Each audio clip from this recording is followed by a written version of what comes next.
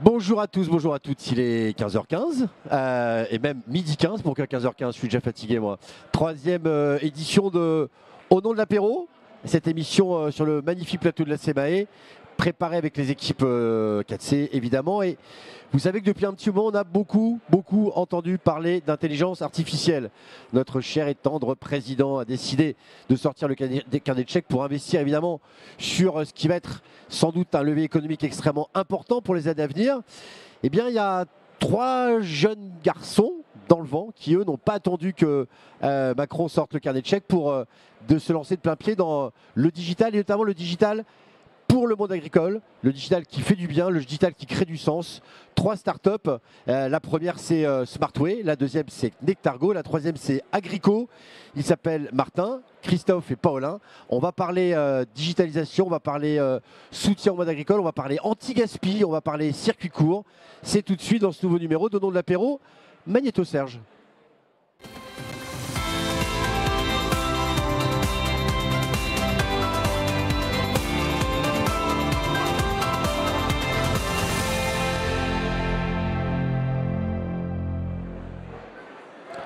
Je vous avais dit, ils sont beaux. Hein. Ils sont beaux, ils sont jeunes, ils sont frais, pas trop fatigués. Parce que je peux vous dire que quand vous travaillez dans le monde des startups, qu'est-ce que c'est dur. Lever l'argent, gérer les levées d'argent, gérer les RH, gérer le produit, convaincre, partir au combat commercialement. À mes côtés, Christophe Ménez, patron de Smartway.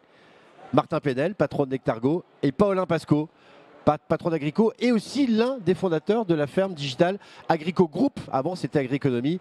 Ils viennent, comme toute belle entreprise fleurissante, de lancer une grande campagne de rebranding. C'est quoi Smartway, Christophe ? Écoute, Smartway, c'est une entreprise qui agit contre la réduction du gaspillage alimentaire.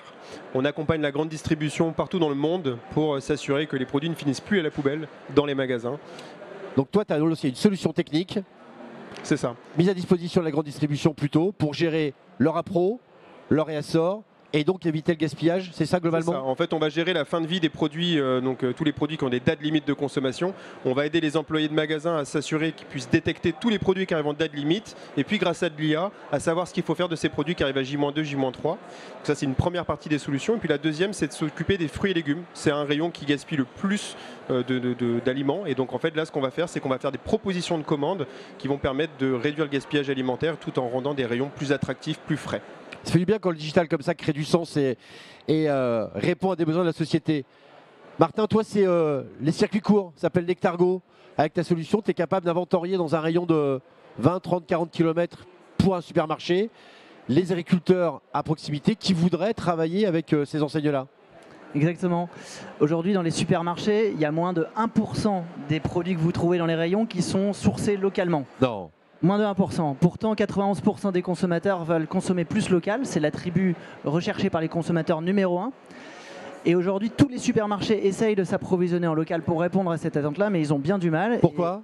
Parce que c'est compliqué au quotidien dans un magasin de faire autrement que comme on a toujours fait, à savoir avec une logistique extrêmement intermédiaire, extrêmement longue, extrêmement gaspillante et qui in fine rémunère très mal les agriculteurs puisque quand on dépense 100 € à la caisse, tu sais combien on rend à l'agriculture française ? Non. Moins de 10 €.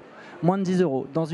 Dans un approvisionnement local sourcé par le supermarché, c'est 65 € qui reviennent dans la poche de l'agriculteur. Et nous, notre métier chez Nectargo, c'est d'aider les magasins et les agriculteurs sur les territoires à se connecter facilement par de la technologie, par de l'intelligence artificielle, pour faciliter les opérations quotidiennes de l'agriculteur et du magasin, qui sur tous nos territoires, partout en France aujourd'hui, sont en train d'énormément développer cette filière, qui est extrêmement vertueuse pour l'agriculteur, qui augmente ses revenus, extrêmement vertueuse pour le magasin qui développe son attractivité, et pour le consommateur, parce qu'en termes de pouvoir d'achat, on réduit le nombre d'intermédiaires, et du coup on s'y retrouve en prix. Parfait. Ceux qui veulent investir, vous appelez Martin et vous mettez quelques ronds. Paulin, alors toi c'est autre chose. Toi c'est une grosse plateforme, ce serait quoi le Amazon un peu de l'agriculture ? Une plateforme d'e-commerce où je peux tout acheter, de l'engrais, des machines, des solutions techniques, c'est ça en gros ? Exactement, Agriconomie, c'est une plateforme en ligne qui permet aux agriculteurs de mieux acheter tout ce dont ils ont besoin sur leur exploitation. Donc ils se connectent sur agrico.com, qu'ils soient en France, en Espagne, en Allemagne, et ils peuvent acheter directement l'ensemble des produits dont ils ont besoin sur leur exploitation. Donc on a une totale transparence sur les prix et on les livre directement chez eux. Donc on a aujourd'hui bon an mal an 85% des agriculteurs français qui sont utilisateurs de notre technologie. Et on a un deuxième métier où on va comprendre les comportements des agriculteurs pour aider les grands groupes à mieux adapter leurs produits, les industriels à mieux adapter leurs produits. Comment tu peux les comprendre avec quoi? En faisant des focus group, en faisant des interviews via une société qu'on a qui s'appelle Nexio Research. Okay. On fait du marketing insight où on va poser des questions aux agriculteurs, essayer de les comprendre pour aider les grandes marques à créer des produits qui correspondent aux besoins des agriculteurs. Donc on va aider les grandes marques à créer l'agriculture de demain avec les agriculteurs. Mais pourquoi Amazon ne l'a pas fait ça avant? Alors oui d'accord, tu es un génie, vous êtes des génies chez Agrico, mais on se dit c'est simple pourtant comme solution, cette plateforme. Pourquoi le vrai sujet, c'est la transparence et le nombre d'intermédiaires qu'il y a dans le secteur. Entre un industriel qui va investir des milliards en R&D pour trouver des produits qui correspondent aux besoins de l'agriculteur et l'agriculteur, vous avez 2, 3, 4, 5, 6, 10 intermédiaires en fonction des catégories de produits. Donc du coup la facture monte à la fin. Certains qui créent de la valeur et donc c'est normal qu'ils prennent et qu'ils captent au passage, et certains qui ne créent pas assez de valeur. Smartway, c'est quand même une sacrée aventure. Tu viens du monde agricole, Christophe, ou pas du tout? Tu as un tropisme pour l'alimentation? D'où ça te vient cette idée au départ? Non, je viens pas du tout du monde agricole. Je pense que l'entreprise, je l'ai créée avec mon frère. On l'a créée quand on était étudiant et je pense que le sujet de l'alimentation était hyper important pour nous. On a manqué un peu en étant petit et donc en fait on savait que la denrée alimentaire était rare et précieuse.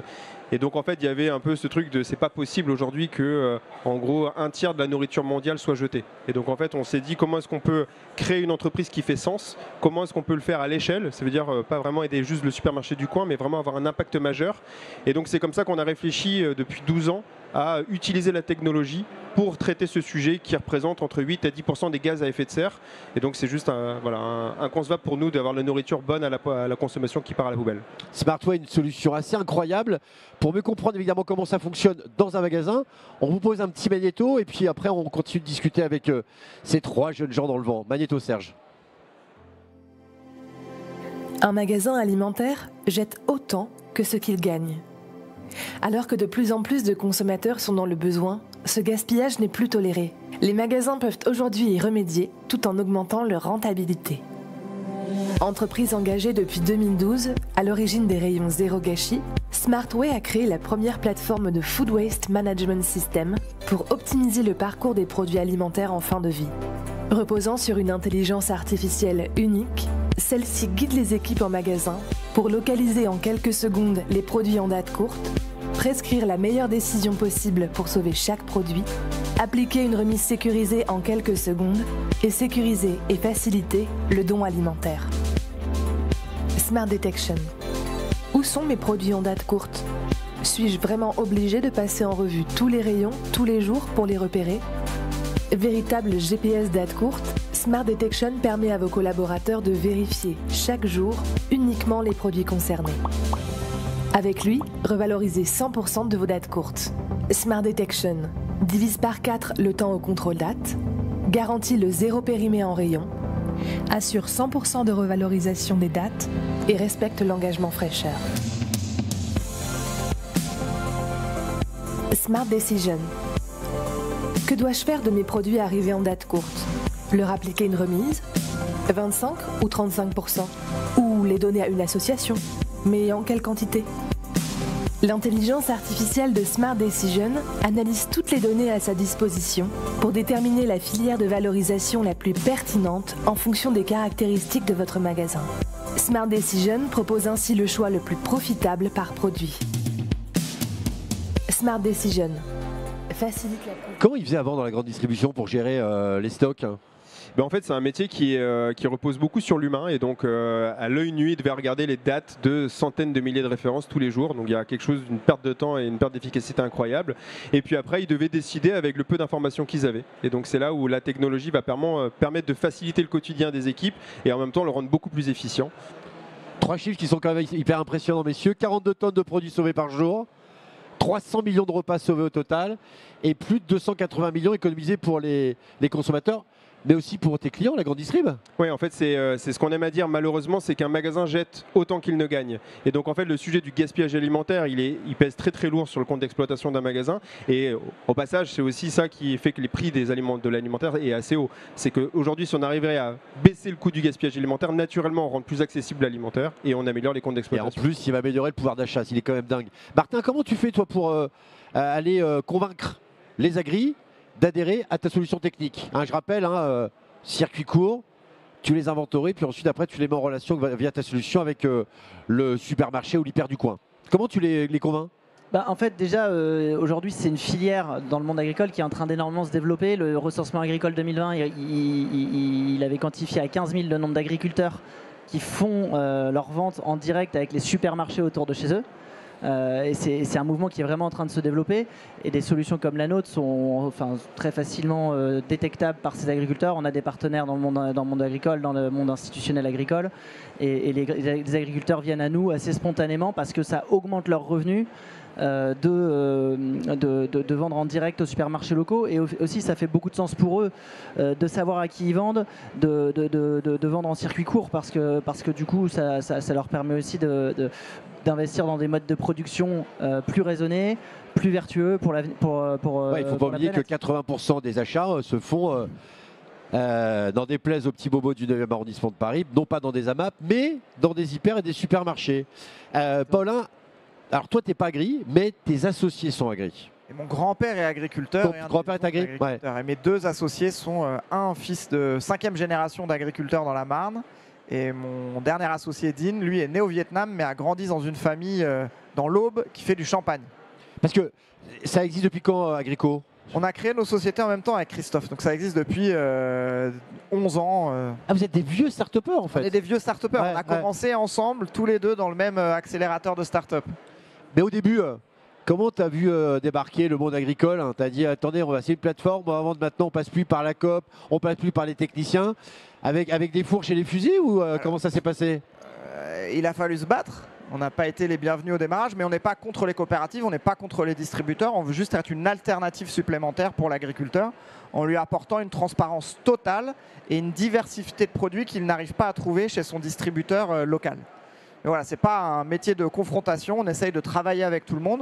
Mais c'est vrai qu'au démarrage, c'était un peu compliqué. On n'était pas les plus aimés, les plus invités sur les plateaux de télé, parce qu'on apportait une transparence qui était nouvelle dans le secteur, avec des agriculteurs qui pouvaient se rendre compte des prix des produits, à combien achetaient leurs voisins, etc. Donc ça a un peu rebattu les cartes dans le secteur de la distribution agricole.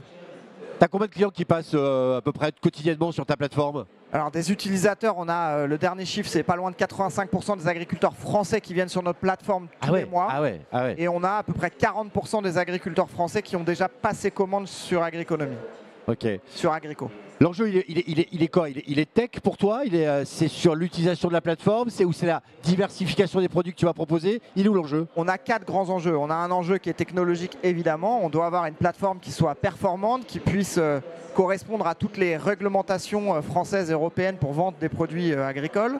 Et tout en étant simple pour l'agriculteur, on doit avoir une diversité de produits qui soit grandissant, on doit avoir accès aux innovations, on doit se battre pour avoir une logistique qui soit toujours plus efficace pour livrer les agriculteurs en temps et en heure et à des coûts qui soient très raisonnables. Et puis évidemment, il faut qu'on continue à expliquer ce qu'on fait. Donc on a un enjeu de communication, de pédagogie auprès des agriculteurs européens. Parce que maintenant, nous sommes une plateforme européenne qui voulons servir tous les agriculteurs. Vous voulez pas racheter une plateforme allemande? Il n'y a pas un truc. On a eu. Salut mon Pierrot. Il n'y a pas d'objectif de rachat? Il n'y a pas un truc? On a fait déjà 4 acquisitions chez Agriconomie, chez Agrico, et on continue à développer le groupe en accélérant notre croissance en organique, mais également en faisant des acquisitions aux 4 coins du monde. Martin, la grande distribution, ils t'ont accueilli toi aussi à bras ouverts, ou ils sont un petit peu pincés le nez en disant qu'est-ce qu'il vient faire là lui? Parce qu'on sait qu'on est dans une phase extrêmement importante qui sont les achats avec l'amont alimentaire. On sait qu'en ce moment les négociations sont très dures pour plein de raisons. D'ailleurs, il y a sans doute une part d'hypocrisie aussi entre ce que certains annoncent et la réalité de ce qui se passe dans les salles de négo. Toi, comment ils t'ont accueilli les responsables de rayon? Alors, les responsables de rayon et les magasins, très bien, parce qu'en fait, À leur niveau, ça donne aussi beaucoup de sens. Les magasins aujourd'hui ont une démarche vraiment spontanée d'être acteurs de leur territoire, d'être ancrés. C'est le plus gros employeur de la ville. Ce sont les producteurs du coin qui viennent aussi faire leurs courses dans le magasin. Donc eux, ils sont très preneurs. Au-delà de l'enjeu commercial pour eux d'être attractifs en différenciant leur offre avec des produits locaux, eh ben, les équipes en magasin sont extrêmement preneuses. En revanche, on a effectivement un frein culturel dans le monde de la grande distribution et on doit faire cette pédagogie et c'est pour ça qu'on en parle de cette manière-là aussi. Parce que c'est vrai qu'il y a énormément d'outils, des organisations qui ont été mises en place depuis des décennies pour approvisionner les magasins de manière très intégrée. Et donc on est dans la transformation d'un modèle qui est vraiment lancé. Hein. Cet hiver, il y a plusieurs enseignes qui ont annoncé des mouvements très radicaux de transformation de leur appro au profit de cet approvisionnement des intermédiaires. C'est une excellente nouvelle pour le consommateur, pour les enseignes et surtout pour le monde agricole. Et ça va encore s'accélérer. Il y a encore d'autres enseignes qui sont en train de préparer des choses qui sortiront bientôt. Et donc le mouvement est en train de s'enclencher grâce à des solutions technologiques qui lèvent les freins historiques qu'il y a dans les processus métiers, au niveau des sièges, au niveau des magasins, et qui a empêché ces enseignes d'accéder à ces produits locaux facilement. Là, on parle de local. Toi, Christophe, on adore le local, mais maintenant, toi, tu parles international. Tu pars à la conquête du monde. En fait, l'idée, c'était... Tu étais aux États-Unis il n'y a pas très longtemps, là. En fait, on est... écoute, je ne peux pas encore l'annoncer, mais on devrait ouvrir les États-Unis prochainement. En fait, l'idée, c'est qu'on a commencé de notre Bretagne, on a étendu en France, et puis après, l'idée, ça a été de voir est-ce que ce sujet du gaspillage alimentaire était européen. Et donc, aujourd'hui, on est présent dans 7-8 pays en Europe, et puis on vient d'ouvrir l'Asie, on vient d'ouvrir... Toujours avec la grande distribution. Toujours avec la grande distribution. Donc, c'est ça qui est intéressant dans le modèle, c'est que en fait, la technologie permet de s'adapter vraiment aux spécificités locales. Et donc, on arrive aussi bien à agir avec un magasin à Brest qu'un magasin à Bangkok. Ouais. Donc, on dit scaler le modèle. Hein. C'est-à-dire que c'est dupliquer. Tu as fait la preuve de ton modèle en France. Maintenant, c'est l'appliquer avec d'autres partenaires. C'est compliqué quand des Français, Christophe Ménez, les frangins Ménez arrivent dans un pays étranger, même si vous parlez parfaitement anglais, de convaincre comme ça des gros acteurs internationaux, parce que notamment les Américains, ils sont un peu dotés technologiquement, non? Ils sont un peu dotés, mais l'argument business est très fort. Ça veut dire que la mission qu'on a, c'est de transformer l'anti-gaspillage en source de rentabilité. Et donc forcément, ça plaît à un Américain. Après, effectivement, on a besoin de crédibilité. C'est-à-dire qu'un entrepreneur français qui arrive aux US... Mais l'anti-gaspillage pour un Américain, c'est un argument de vente. Oh, non, il ne le prend pas en termes d'anti-gaspi, il le prend en termes d'amélioration de son compte d'exploitation. Ah, voilà, voilà. Oui, là, tu parles de là. Okay. Mais finalement, en France aussi, ça veut dire que, évidemment, il y a une émotion autour du sujet du gaspillage alimentaire, mais ce qui fait agir, c'est forcément la rentabilité. Bon, là, on se rend compte que vous êtes 3 représentants de cette Startup Nation. Dans ce espèce de grande compétition qui arrive, là, notamment autour de la data, de l'IA, ainsi de suite, même si moi je trouve que c'est un peu hypertrophié parce qu'on voit que déjà vous avez depuis une quinzaine d'années déjà creusé un super sillon. Vous avez une carte à jouer, les Français ont une vraie carte à jouer. C'est quoi de spécificité à vous par rapport à des acteurs internationaux, les petits Frenchies? Alors on a de très bons techs, on a de très bons agronomes. On a quand même un tissu qui nous permet de tester nos entreprises avant de les scaler. Ce qui nous manque aujourd'hui en France, à mon sens, c'est plus de financement. Il y a 2 éléments. Un, plus de financement. Comment est-ce qu'on va financer encore plus des sociétés qui veulent passer de leaders français à leaders européens puis leaders mondiaux? Et 2, comment est-ce qu'on pousse tous les entrepreneurs français à avoir une vision beaucoup plus internationale? C'est-à-dire que la grande force des États-Unis... Ouais, ils pensent le monde. Ils pensent le monde. Et même la Lune. Même la Lune. Et beaucoup de pays, mais en France, on a une vraie carte à jouer parce qu'on a un vrai tissu entrepreneurial dans le secteur agricole qui est très fort et on devrait pouvoir créer des modèles mondiaux dans les années à venir. L'agriculture, là on est au sein de l'agriculture, c'est quoi ton lien direct avec le monde agricole? En fait, toi, oui. Tu peux paraître un peu loin de tout ça quand même, avec la tech. Sauf qu'on parle quand même du même produit. Ça veut dire qu'aujourd'hui, moi je fais toujours le parallèle en disant en fait il y a 30% de la nourriture mondiale qui est jetée. Et donc aujourd'hui il y a un sujet, c'est que 90% des achats, tu le disais tout à l'heure, se passent dans la grande distribution.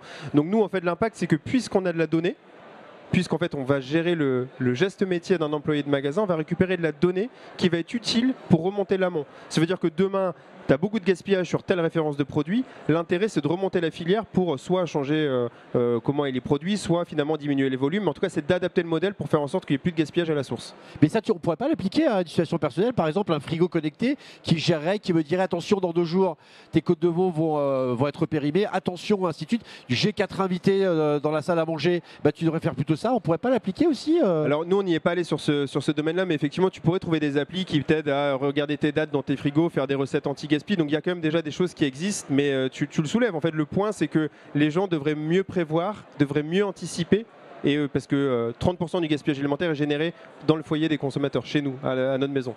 Martin, toi les agris, tu les as tous de l'éleveur, du lait, des fruits et légumes. Ouais, alors effectivement, nous on travaille l'alimentation locale, elle couvre tous les rayons, elle couvre le placard, elle couvre le frigo, elle couvre le frais et le sec. Et sur Nectargo, les 15 000 agriculteurs qu'on donne aujourd'hui, auxquels on donne déjà accès à nos partenaires magasins, sont sur toutes les typologies de culture. Et surtout, ce qui est intéressant de noter, c'est qu'ils viennent de toutes les typologies de filières de distribution, c'est-à-dire qu'ils viennent surtout beaucoup des filières historiquement intermédiaires. Avec le renouvellement des générations agricoles, il y a un vrai mouvement de transformation de la façon dont nos agriculteurs commercialisent les produits pour retrouver du sens et retrouver de la valeur. Je prends souvent l'exemple de Manon Loingeville, qui est une utilisatrice historique de Nectargo. Ses parents ont 70 hectares de pommes de terre dans les Hauts-de-France. Elle a 27 ans, elle n'a pas envie de vendre à des exportateurs comme toujours ça a été le cas sur son exploitation. Voilà. Elle a choisi de prendre 5 hectares de terre. Elle fait de la chips. Elle a pris des patates. Elle a investi quelques dizaines de milliers d'euros. Elle a fait des chips, ça fait 4 ans. Elle a 80 clients magasin. Okay. En moyenne, sur Nectargo, un client magasin, c'est 5 000 euros de revenus annuels pour l'agriculteur par client. Elle a développé son activité comme ça en 4 ans avec une chips qui est délicieuse. Que je donne à mes enfants. Et elle emploie des gens sur son exploitation. Elle crée de la valeur, elle rapatrie la valeur localement.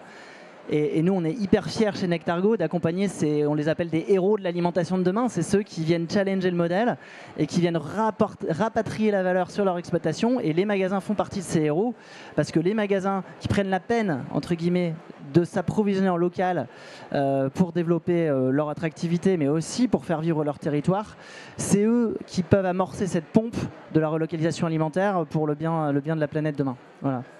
Christophe, Martin, Paulin, d'ailleurs, ça n'a rien à voir, mais sachez que en plus d'être un remarquable chef d'entreprise, il a aussi monté un club de stand-up qui s'appelle Madame Sarfati. Ouais. Où est-ce qu'il est ? Il est à côté d'elle, hein, c'est ça ? Voilà, donc c'était 3 représentants formidables de cette nouvelle Startup Nation, la vraie, pas celle qui raconte et qui ne fait pas, mais celle qui produit et surtout qui crée du sens. Et ça pour nous, en tout cas chez 4C, Circuit Court, c'est très important. De la data, c'est de la donnée. Enrico Macias, donner, c'est de la donnée.